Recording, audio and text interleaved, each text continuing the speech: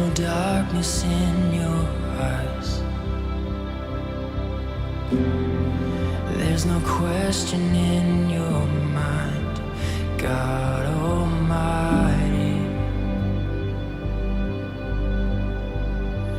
God of mercy.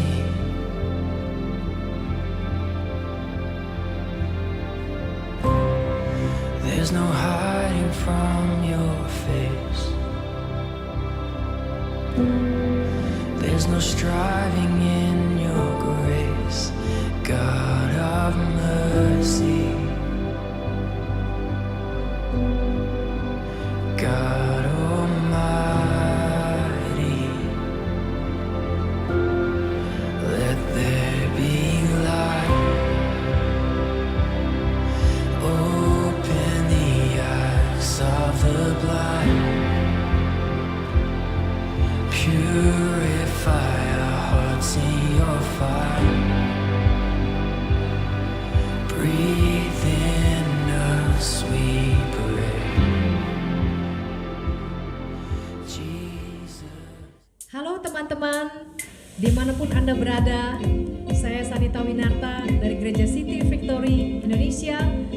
Kami pada pagi hari ini bersemangat untuk berjumpa dengan saudara, untuk menyaksikan kebesaran Tuhan, menyanyikan puji-pujian, dan mempersembahkan yang terbaik dari hidup kita.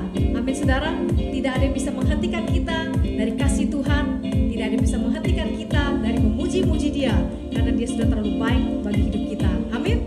Mari kita memuji Tuhan. I will sing of your love for me. In my life you're my everything. Chains are broken, my eyes are open. You're my freedom now. You have called me out from the dark. Now I'm running into your light. Change my crying into dancing. My lips shall praise you now.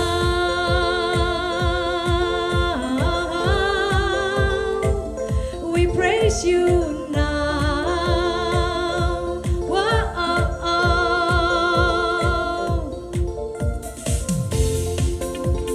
Nothing's gonna stop us now. Nothing gonna stop us now from praising, from praising you. Nothing's gonna stop us now. Nothing gonna stop us now from praising, from praising you. Whoa, we praise you now. Whoa,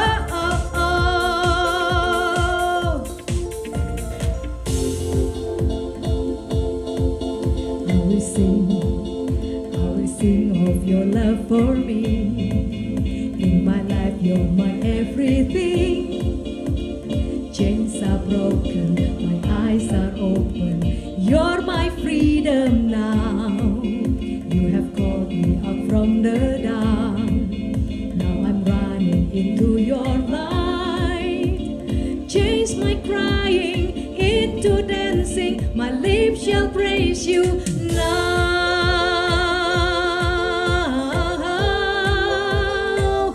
We praise you now. Whoa.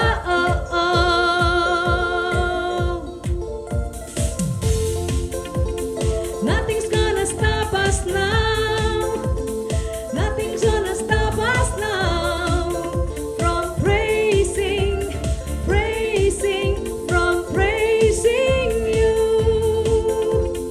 Nothing's gonna stop us now. Nothing's gonna stop us now from praising, from praising you. Whoa, we praise you now. Whoa,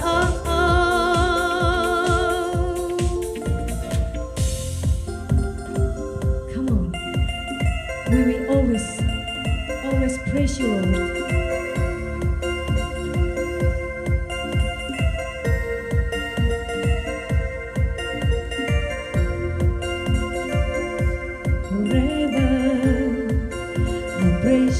forever.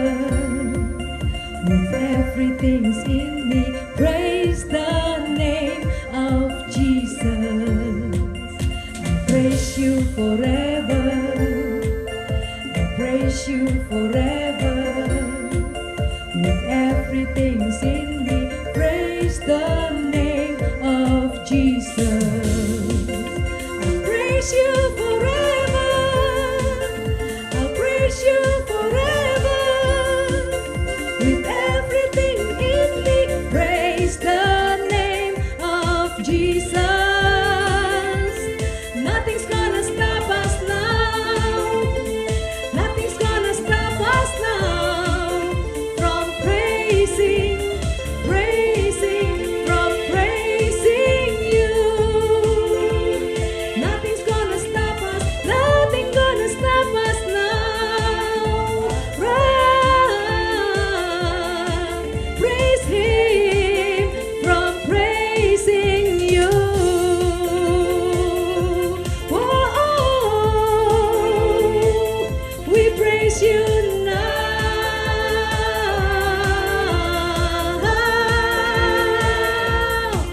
Jesus.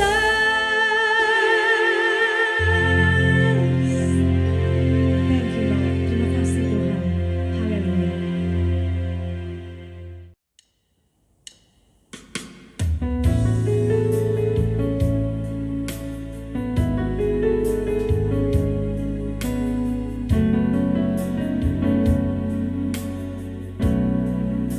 Betapa ku mencintai segala yang telah terjadi.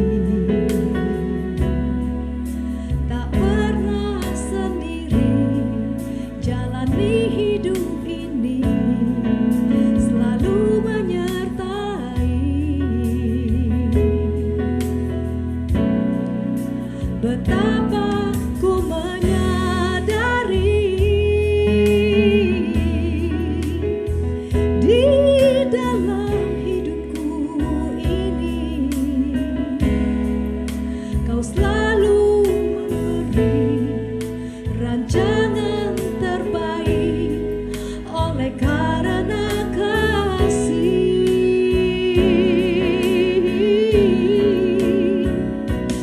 Bapa, sentuh hatiku, ubah hidupku menjadi yang baru, bagai emas yang murni. Kau membentuk bejana hatiku.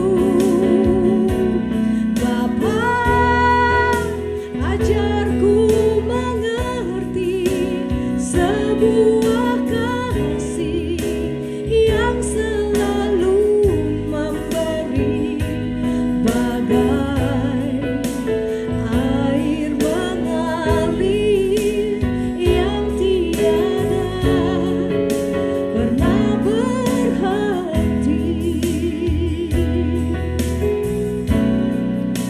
Betapa ku mencintai segala yang telah terjadi.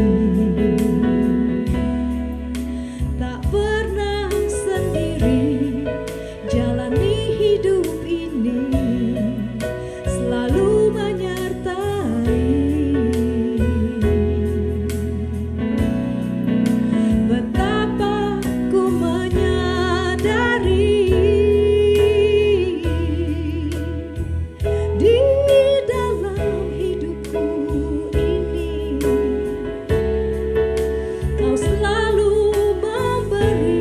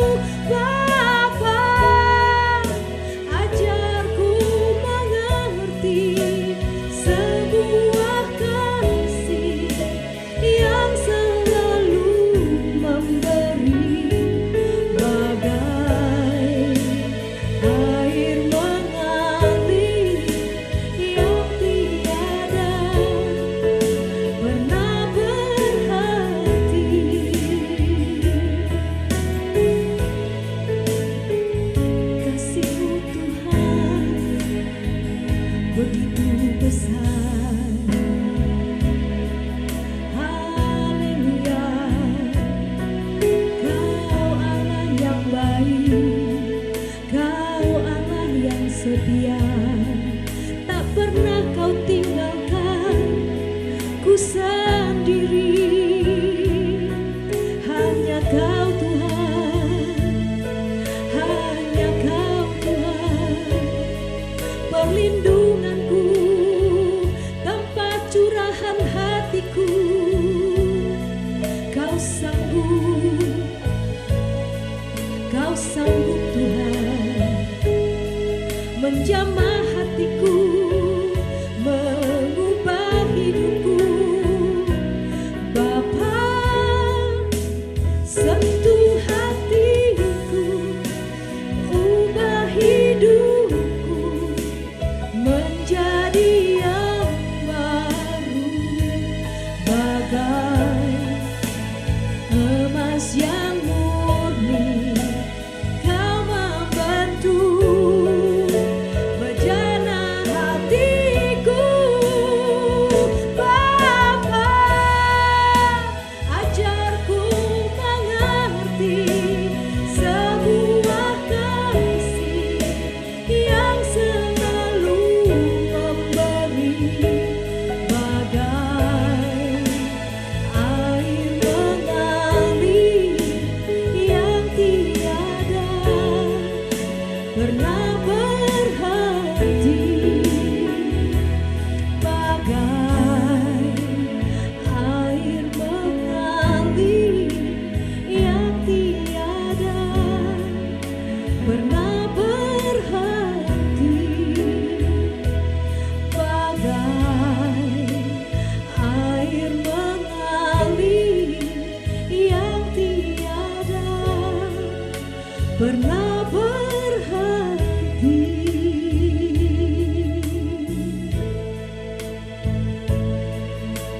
Kami belajar dari Engkau ya Tuhan. Kasih-Mu begitu besar kepada kami.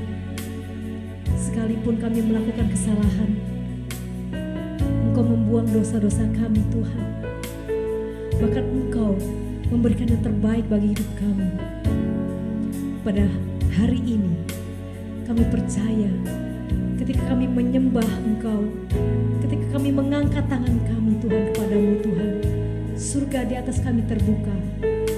Engkau turun dan menjamah hidup kami, menjamah hati kami. Seberapa kerasnya hati kami Tuhan, seberapa sombongnya kami Tuhan, Engkau bisa jamah kami Tuhan, jamah hidup kami Tuhan. Engkau lembutkan hati kami Tuhan. Terima kasih Bapa.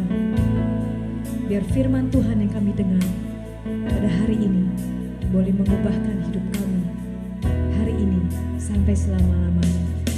Terima kasih Bapa, dalam nama Tuhan Yesus. Amin. Amin. Selamat hari Minggu, Bapak Ibu Saudara sekalian. Kita ingin memberikan yang terbaik untuk Tuhan kita. Tapi sebelum kita memberikan yang terbaik, kita mau baca satu cerita dalam satu perikop tentang pemberian.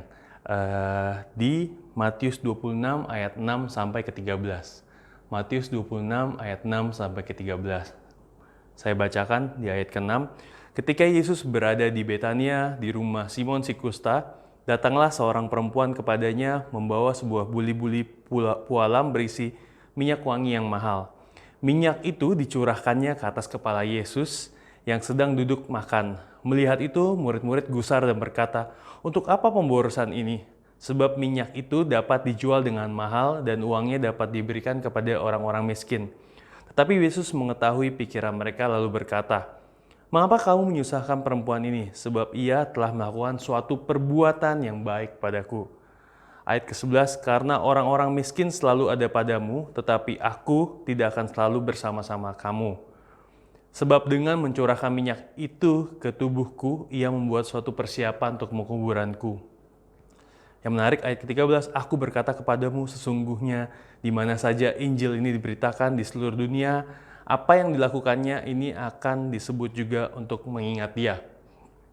Ada hal yang menarik dari perikop ini adalah bahwa Maria itu memberikan persembahan karena dia tahu cinta menemukan makna dalam persembahan. Dan itu membuat Yesus mencium aroma yang wangi dari persembahan itu. Yang bahkan murid-murid pun tidak mengetahui tentang hal tersebut. Begitu. Nah, lalu kemudian harga minyak ini kalau dari hal yang saya baca itu harganya sekitar 1 tahun gaji UMR dari pekerja. Jadi mungkin kalau dihitung di Indonesia itu sekitar 4 juta dikali 12, hampir 50 juta harga minyak itu yang dipersembahkan dalam hanya satu peristiwa itu saja begitu. Tetapi Maria tetap mau mempersembahkan kepada Tuhan karena dia sayang, dia cinta dengan Tuhan. Jadi when we love somebody, pada saat kita cinta dengan seseorang tetapi kita tidak sacrifice sesuatu yang berharga, something is wrong. Apakah benar-benar kita mencintai gitu? Karena biasanya kita akan mempersembahkan baik uang kita, mempersembahkan waktu kita, mempersembahkan effort kita gitu dengan orang-orang yang kita kasihi. Nah, Tuhan memberikan contoh persembahan yang terbaik, persembahan yang paling baik buat kita adalah dengan memberikan anaknya yang tunggal yang dia sangat sayangi, tapi dia memberikannya dengan cuma-cuma sehingga setiap orang yang ditebus dari kebinasaan karena persembahan ini. Karena Tuhan sangat sayang dengan kita. Kemudian juga saya mau cerita sedikit tentang persembahan sulung dari diri saya sendiri. Waktu itu sekitar saya masih kuliah, saya tahu nilai dari persembahan sulung karena itu ditanamkan oleh orang tua saya, dari mama saya juga gitu. Nah, itu saya waktu itu pertama kali bekerja di perusahaan ice cream. Yang gajinya mungkin sekitar $10 per hour gitu. Dan kita digaji biasanya setiap 2 minggu sekali. Jadi teman-teman, jadi kurang lebih angkanya cukup besar itu untuk saya yang masih kuliah waktu itu. Orang-orang lain bisa menikmati uang gajinya untuk mungkin traktir teman, buat makan-makan gitu kan, buat their own pleasure gitu. Tapi karena saya tahu kebenaran tentang persembahan sulung ini dan saya cinta Tuhan, itu saya bilang, Tuhan, saya mencintai Engkau Tuhan dan saya mau obey you Lord, saya mau menaati Engkau Tuhan. Jadi saya berikan itu dengan hati yang tulus, dengan sukacita dan ada kelegaan dalam hidup saya gitu pada saat saya memberikan untuk Tuhan karena saya mencintai Tuhan gitu. Jadi nggak ada keraguan dalam memberi itu. Kemudian juga hal yang menarik adalah Tuhan katakan di ayat yang terakhir itu bahwa setiap kali kita membaca Alkitab, setiap kali firman Tuhan dikabarkan bahwa cerita ini akan selalu diingat gitu. Dan benar sekali kita selalu ingat tentang cerita persembahan ini. Bahkan semua Injil 4-4-nya menceritakan tentang persembahan Maria ini. Nah, jadi Tuhan tahu dengan persembahan kita dan Tuhan itu pleasure, apapun juga persembahan kita pada saat kita memberikan dengan tulus, kita memberikan dengan hati yang rela dan itu menjadi harum di mata Tuhan, di hadapan Tuhan. Jadi saya encourage untuk teman-teman, mari kita belajar dari wanita ini yang dia tahu nilai memberi, dia tahu kebenaran dalam memberi, sehingga persembahan kita itu menjadi harum di hadapan Tuhan. Mari kita berdoa. Bapa di surga, terima kasih Tuhan. Tuhan, kami belajar Tuhan dari Maria, untuk Maria mempersembahkan Tuhan hal yang sangat berharga untuk Engkau Bapa, karena dia cinta akan Engkau Tuhan. Bapa, kami cinta akan Engkau Tuhan, kami belajar Tuhan untuk sacrifice Tuhan, hal-hal yang penting dalam hidup kami untuk Engkau Bapa. Tuhan, kami berdoa Tuhan, biar persembahan kami ini Tuhan menjadi berkat bagi banyak orang Tuhan. Dan memperluas kerajaan-Mu saja Bapa. Bapa, kami ingin memberikan dengan sukacita Tuhan. Hanya dalam nama Yesus kami sudah mengucap syukur. Mari percaya katakan amin. Amin. Selamat hari Minggu dan selamat memberi. Hi, good morning everybody. Here is Joshua Winarta together with Pastor Rachel and Emmanuel from City the Bukit from Bali. We are happy to be online again. I think we will be blessed today. Our theme today is about the restored life. Our restored relationship will bring fulfillment in life. So why don't Pastor Rachel and Emmanuel introduce yourself to all the audience here? Cool. Yeah. My name's Rachel. I'm from Perth, Western Australia, and I've been living in Bali for around about 4 years now. I moved here to start a church in the southern part of Bali, which we started in 2017, and yeah, I've been enjoying the journey so far. My name is Manuel. Actually, I'm from Jakarta also, but we live in Bali, and yeah, it sounds joyful. We can be here and ministering together. Yeah, thanks for having us today. Yeah, you're welcome. And I think we will be blessed today by, I think it's a funny story to start with. You know how they they just newlywed, yeah. So I think the first couple that we did wedding on via Zoom, believe it or not, but it happened, Yeah. and they are in love now still. And That's right. and I think the story I was blessed. It started by the meme story. Yeah. That how Rachel got sick. Yeah. Oh, so yeah, I think it's a funny story to start how they build their relationship and finally they love each other and got into marriage. So why don't you share about that meme story? Sure. Yeah. Well, we got married in May, the 1st of May this year, and we started dating actually in October last year, which was kind of a big journey. We'd known each other already for 2.5 years, but we were just friends, didn't really connect in a deeper level than that. And then the beginning of last year, I got sick and just was in hospital for a little bit of time. And so we didn't really make the connection with one another on a deeper level at that time, but the rest of our church were scheming that we would be getting together. And so there was a photo that Emmanuel took in visiting me in the hospital, which then one of our beautiful congregation members sent out to some other congregation members saying, this is my wife and I are doing well.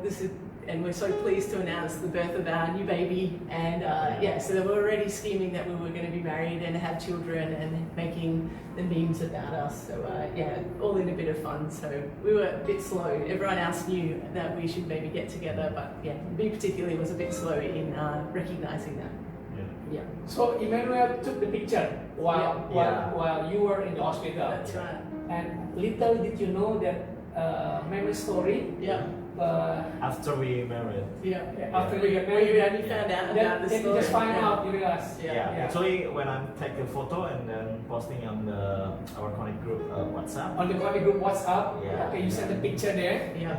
And who say this is mom and dad and Yeah, maybe. was it close? you or- No one. A close friend of ours. Oh, did, friend yeah. of yours? Yeah, made just, the just meme. making Yeah. the jokes there. Here, mom and dad in the Yeah. hospital will Yeah. bring the baby. Yeah, the baby It's girl. just for the baby Baby girls. girl. And so if we do end up having a baby girl, that Yeah. will actually have been prophetic in a way rather than just a joke.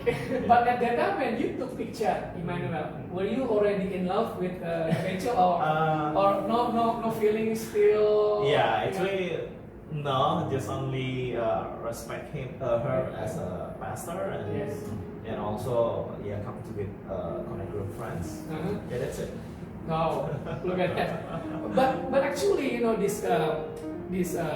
this marriage started when Rachel gave her life about 20 years ago to Christ. But Rachel was known for a girl that is dedicated and strong and hardworking and always awarded with many achievements during her school. Maybe you can share to us, you know, Rachel, how you came to Christ and gave your life, you consecrate your life since then, and finally, you know, 20 years later, you got the fruit of your consecration. Yeah. Maybe you can share to us. Yeah, For about sure. that. Yeah, I grew up in a Christian family and so went to church every Sunday. And I remember in my teenage years in high school really pursuing academic achievements, sporting accomplishments, trying to achieve really great results with my school. And I really was quite driven as a student and as a sports person. But I do remember getting to a point, Pastor Joshua, where I was 15, and I'd won this award in the school, which was quite a distinguished award. And I thought that in my mind that I'd made it, that I'd achieved the thing that I was trying to pursue. And I remember feeling this emptiness in my heart. Straight after, maybe an hour after I'd received the award, even after many people had said to me, well done, congratulations, And I just remember having a moment with God where I was like, okay, God, I thought maybe this is what life was about, is pursuing these accomplishments, but actually I know and recognize that if I keep doing that, I'm going to keep feeling empty on the inside.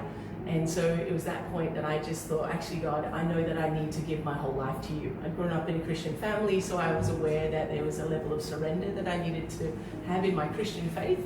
And so I just gave it all to God. And from that point, just surrendered my life and said, whatever you want me to do, God, I'm yours, your vessel. And that journey has led me to a point where I now live in Bali and have started a church in Bali, which I never would have dreamed or thought that I would do. But that was just me simply saying yes at that point, coming to that place of surrender and just seeing God's faithfulness all the way through the journey. So for 20 years you walked with Christ. Yep. Yeah, before you walked together with Emmanuel as the husband. And surely during those time, many of the young people, pass you, and they got wedded, they got married. That's right. And Yep. have you ever come to thought like, well, many people, passing me with their marriage, and yet I was pursuing God? Yeah. Had it ever occurred in my mind like you are missing something, like, oh God, I'm pursuing and yet everybody was having fun, I'm missing this. Have you felt that kind of feeling, and how do you manage, controlling yourself, and what Bible verse that can sustain you during those struggles? It's always been my desire to be married. I know the importance of family. Grew up in a very strong Christian family. Wanted to be a mum, and so already had a desire in my heart to be a wife and to be a mum. But for many years, it wasn't the case, and wasn't really like there was any options for me as well at that time. So there were many weddings that I went to where my friends were getting married, and I was sitting there, holding back the tears, like trying not to be emotional about the fact that my friend's been now married, and people, Pastor Joshua, when they were like 21 and I was 30 something, and they were getting married, I was like, oh, what? The younger generation. Yeah, it's like not even my peers, like people younger. Not your peer, but even younger. Yeah, even younger, and thinking, God, and in lots of ways, I had made lots of sacrifices with maybe pursuing dating or relationships because I was working in a church, couldn't go out late on a Saturday night going out to meet someone because I'd have church in the morning, so I'd have to prepare for that. So there was many points where I kind of stood before God and said, God, I've laid out my life for you. This is a desire of my heart. And I had to really deal with the disappointment that came in that time of feeling maybe God didn't want that for me, or I wasn't good enough. But I think a verse that really sustained me during all that time was Proverbs 3, verse 5-6. Trust in the Lord with all your heart.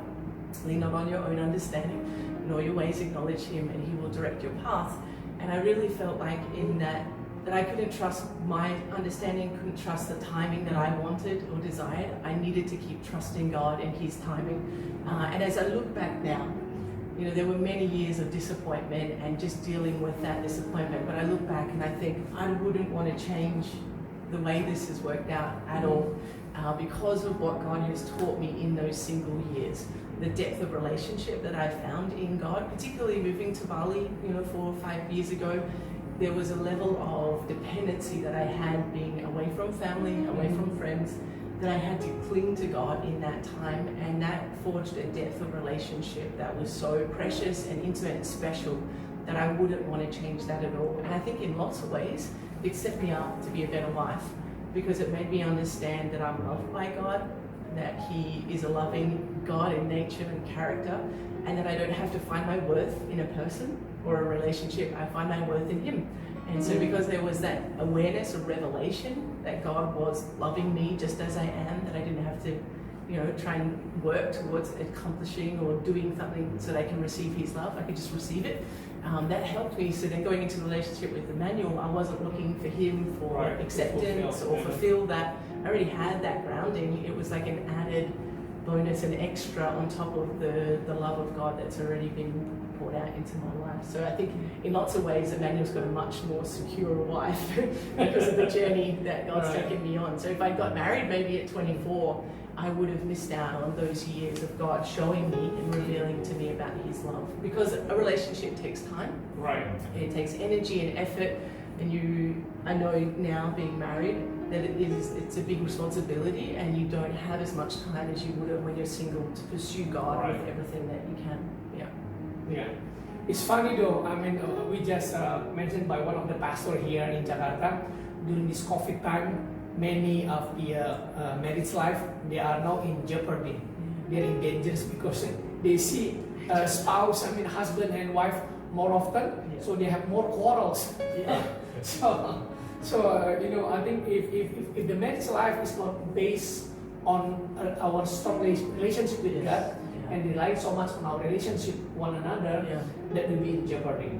But I think that's a good point that Pastor Rachel is sharing, that it takes time to develop trust in God. As she shared about, you know, trust the Lord with all your heart, and do not lean to understanding. And how about Emmanuel? And you also how is your relationship with God also brings you into a fulfilled life? For me actually, the more I close with God, the more I know that what is the most important in life, and also it's helped me have a good understanding about what is the relationship, and what God wants me to have a value about the relationship. So I'm not looking like I just looking the person who have a good understanding about God, love God, and serve God, and also in my desire is we can be ministering together. So when I saw Rachel, so it's like God gave me confirmation that that's the right person for me, the best person for me. So it makes me I know that God read my own love story. So. How can we have healthy relationship if we don't trust? That's right. Because trust is very important. Trust in someone's character, and someone's strength, and in someone's integrity, and in the truth. And it's important for us to develop trust, just like, you know, children trusting their parents. It takes time to develop trust. So we also blessed by your persistent by your walking with God. That you are both now serving, you know, pastors now in the church, and I think it's very challenging for them is to minister. Is there also same situation for the young people facing in Bali? Maybe it's also facing in Jakarta because they get older. Maybe they are now in during COVID time. They are isolated. Maybe they asking, how can I make my future spouse? You know, if I'm isolated like this.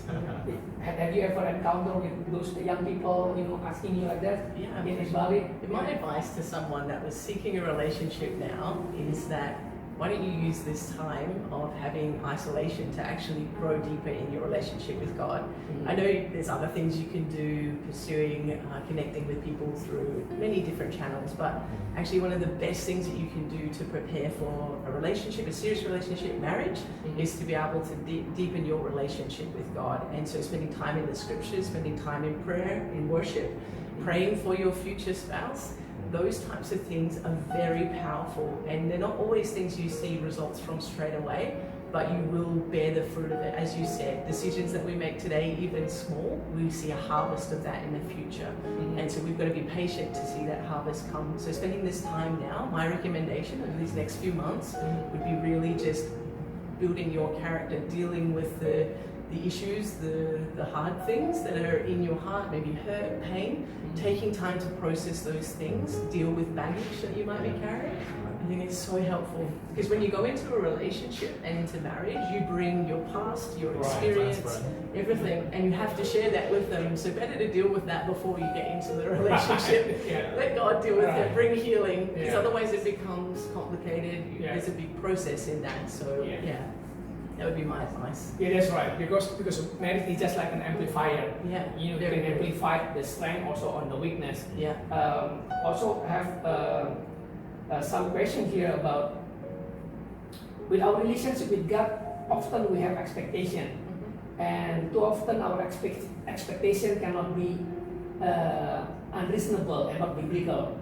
So because we also can learn from the Bible about the parable of 5 talents, 2 talents, and 1 talent. Yeah. And the 5 talents and the talents doing the right things, they see God as a just God and give them the ability and the talents accordingly. But the 1 talent misjudged God, and he said that you are a mean God where you reap, where you don't sow. So that's a misjudge, and unreasonable. So have you ever experienced about that also in your life, in your walking with God? Yeah, for sure. I think even connected to the wanting to get married and many years not being married. I think there was times where I questioned God and said, well, God, I literally would stand and be like, God, I've given you my whole life. I've surrendered everything to you. This is one thing that I want, and you haven't kind of done what I've asked you. And I think that was in error as well, in that I was thinking that God was not punishing me, but he wasn't giving me what I thought I deserved. But actually, as any good father knows, that there's a perfect time for everything. Right, and perfect time for everything. Yeah, I look back, I remember distinctly last year. But some say, like, oh God, teach me patience, but I yeah, want that's now. right, but I want it now. I remember last year, what I learned in God, in my relationship with God, it was so precious and special. I had very powerful times in God's presence, in prayer and in worship. And I think back to that time and what I learned about God's character and nature. Imagine if I'd been married, even 2 years before that, I would have missed that time. And so for me, I was so desperate to be married, and yet God knew. He was like, wait, Rach, I just need 1 more year, 2 more years of time. Let me build something in you. Let me develop something in your heart. Right. And then you'll be ready to be married, and your marriage is going to bear the fruit of what I've done in your life in that time. So yeah, my perspective of God before that time was, okay, God, you're not punishing me, but like, why? It's not fair. It's like justice. Like, I've surrendered my life, God. Why haven't you done this one thing for me, that I've asked? Right. But that's actually a wrong, thinking. It was more so that I needed to keep coming to that place of trust. God, I know that you have the perfect person for me to do ministry and life with, and I trust you with the timing of that. I'm going to do everything that I can, be open to dating and building relationships, friendships with guys to see if there's opportunities, but I'm going to trust you and be patient in that time. And so yeah, there was a shift that took place in my mind about God's character. And I think in lots of ways it was that place of closeness with God in that season that then opened my heart to start the relationship with Emmanuel. If I hadn't had that in God, maybe I would have been more resistant to wanting to start and pursue a relationship. Yeah.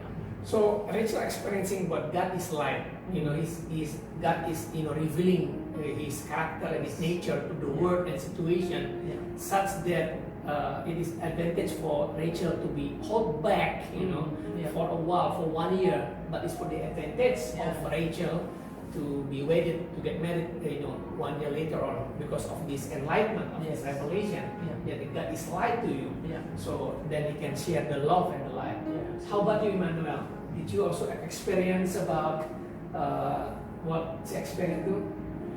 Yeah, I always remember that Allah turut bekerja untuk mendatangkan kebaikan bagi mereka yang mengasihi. So I just keep that word, and also Tuhan tetap bekerja. Yeah, that's the word. So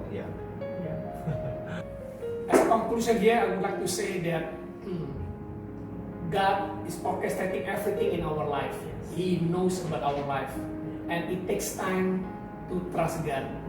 Yeah, because our relationship all are based on trust. Trust in God's character, in God's nature, in God's kindness. He's always good towards us. Even David, everything that we said here actually is summarized in Psalm 73 by David. He says here, God is my strength and my portion forever. Verse 1 until verse 3, he says, how many people pass him by? And he says, truly God is good to Israel, even to such as are of a clean heart. And David are clean heart. But as for me, my feet were almost gone.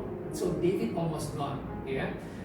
My step had well night's sleep. For I was envy at the foolish when I saw the prosperity of the wicked. And then he just kept on and how they're being blessed and prosper. It just seems like us, we want to dedicate, there's a temptation on the tax issue, there's a temptation for us to, shortcut, in our consecration. But then it's really mentioned at the end of Psalm 73, he said here on 25, whom I have in heaven but you, O God. there is none on earth that I desire beside you. My flesh and my heart fail, but God is the strength of my heart and my portion forever. For they that are far from thee shall perish. You have destroyed all of them that go whoring from thee. Yeah, those that are proud, those that think they are being, rich or prosper. Definition prosper, but it's just wrong one because God, doesn't give us prosperity, and yet we are suffer family. Just like them, she got married, but building on the strong relationship. And he said here, but it is good for me. As a conclusion, it is good for me to draw near to God, for I have put my trust in the Lord God, that I may declare all His word. So it is good to trust God, and our strong relationship with God to bring us more and more trust, and we will be rewarded. Because God is the rewarder of faith, and we want to put our faith and to please God. You want to add anything else on this conclusion? Yeah, we just want to encourage anyone that's maybe waiting in the patient process, just to continue to hold on to God and His promises. He is faithful to do everything that He has promised. If you have that desire, maybe it is for marriage, maybe it's for some other area in your life, a business, another relationship, a certain job or academic, and just continue just to hold on to what God's spoken to you about, and know that as you put your wholehearted trust in Him, He will be faithful to do all that you're trusting Him in. All right. See you and bless you all. God bless.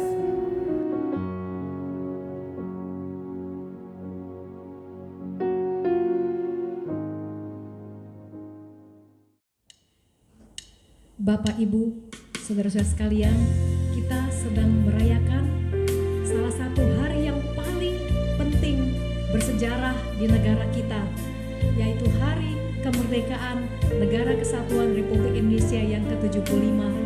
Kita sangat bersyukur untuk pahlawan-pahlawan yang telah berjuang untuk kemerdekaan kita. Dan kita juga bersyukur Tuhan sangat baik untuk negara kita. Dia memberikan perlindungan yang luar biasa. Bisa kita saksikan betapa Tuhan sangat sayang kepada bangsa kita. Dan pada hari ini kita boleh bersyukur, kita boleh punya pemimpin-pemimpin yang luar biasa buat negara kita. Terima kasih kepada Tuhan. Yesuslah Tuhan yang layak ditinggikan, layak disembah oleh suku-suku bangsa. Dengan darah-Mu Kau telah tebus bangsaku. Genapi Tuhan firman-Mu atas negeriku. Hatiku rindu melihat kemuliaan-Mu. Hatiku rindu melihat curahan kuasa-Mu di tanah tercinta, negeriku Indonesia. Ku berdoa Indonesia, penuh kemuliaan-Mu Indonesia, bagi kemuliaan-Mu.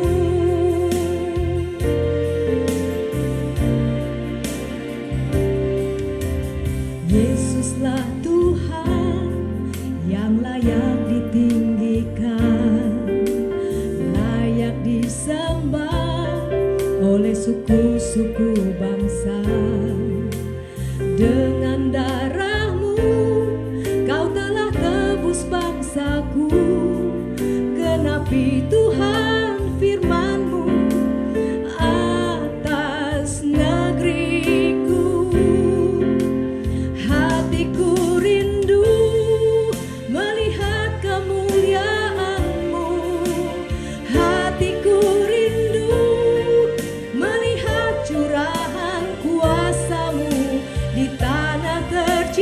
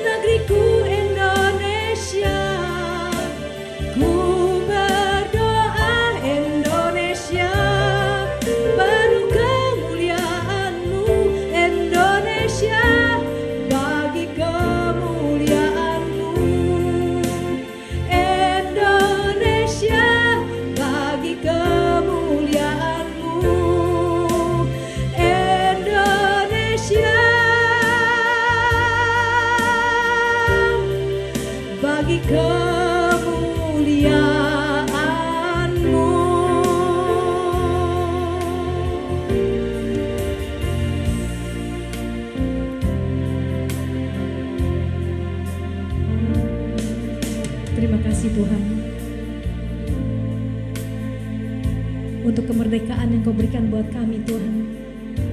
Bukan hanya merdeka secara fisik, tapi kami juga merdeka secara rohani Tuhan. Kami bebas, kami tidak ada yang bisa menekan kami. Kalau Allah di pihak kami, tidak ada musuh-musuh kami yang bisa menahan kami.